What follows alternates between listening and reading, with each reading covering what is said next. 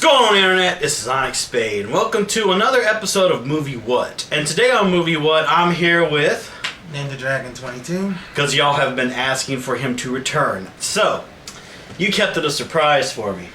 What are we going to be reviewing today? One of my favorite movies / musicals, the movie Chicago. Yeah, that's the movie right there. That's the actual DVD movie of Chicago. And it's starring Renee Zellweger, Catherine Zeta-Jones, and the legendary Richard Gere. Now, would you like to talk about the plot of this movie? Alright. It's about, well, it's a very interesting plot. To me it is. It's about this woman, Roxy Hart, who's played by Renee Zellweger. Mm-hmm. She's looking for that big break, that...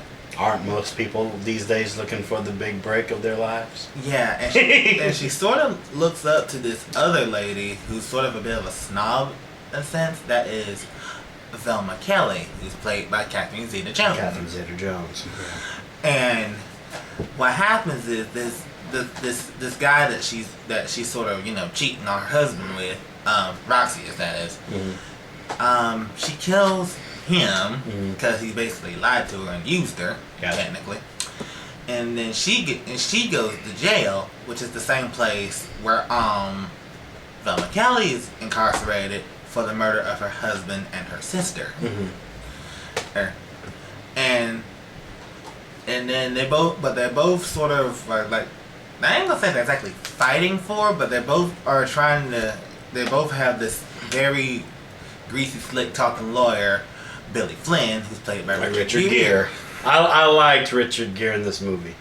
Richard Gere brought a lot of that good twisting that he did in his, earlier acting and stuff. That's why I think Richard Gere was perfect for this movie, just simply because he has that voice that when you hear it, you know that it's going to be something interesting he's going to say.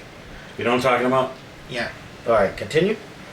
And so they're basically trying to fight to get the lawyer, Richard Gere, Billy Flynn, and because he's like this big shot lawyer, he never has like a flawless reputation and whatnot, and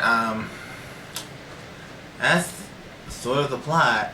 That's pretty much the plot synopsis for the most part. What was your favorite part in Chicago? I have so many. But if you ask me what my favorite music number was, that'd been easier. All right, what's your favorite music number? My favorite music number is the Cell Block Tango. Yeah, I remember that. It had a really nice little beat to go with. You could snap to it. You know what I mean? It had all these women, including Velma Kelly, explain basically how they got imprisoned, basically. And actually, I know how. Actually, I can sort of summarize all of them, basically. All right. Would you like to try and summarize them? Okay, summarize. I don't remember all the women's names off my head, but the first one, she shot her husband in the head twice. Second one, she poisoned her husband because she found out he had 6 other women or 5 other women. Jesus Christ. Yep. Third one, stabbed her husband 10 times. Yeah, that's right. And he ran into my knife. Oh, man. He ran into my knife 10 times. Oh, God. Hey. Actually, I'm not sure how number 4 got there because she spoke Hungarian, so I couldn't translate her. Actually, gotcha. And of course, there was Velma Kelly. She was number 5. And it doesn't exactly say how she killed him, because she says she blacked out when she did it. All she says, the only thing she remembered is she went out to get some ice, and she came back, and there's Veronica and Charlie doing number 17, the spread eagle. Oh my Lord, I remember that too.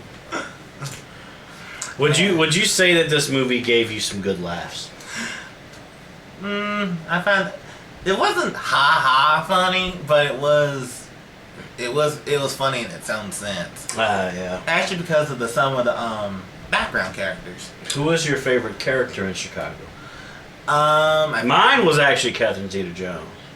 Velma Kelly. Yeah, yeah. I would have to say it would be Billy Flynn, the lawyer. Oh, why do you like Richard Gere's character?